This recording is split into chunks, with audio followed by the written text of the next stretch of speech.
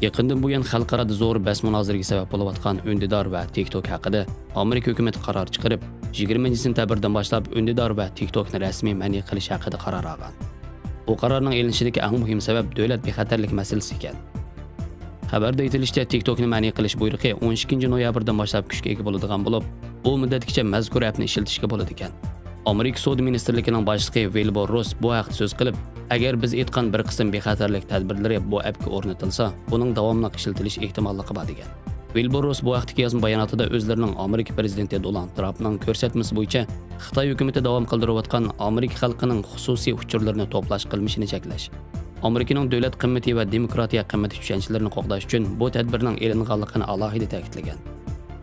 Xabarda aytilishicha, Undidor va TikTokka o'xshash ko'plagan applar iste'molchilarning uchurlarini to'playdigan bo'lsa-mu, bu ikki app boshqa applarga o'xshamaydigan holda Xitoy hukumatining kontrolligida bo'lg'achqa, hukumat har qachon uning sonliq ma'lumot ombiriga kira oladi ekan.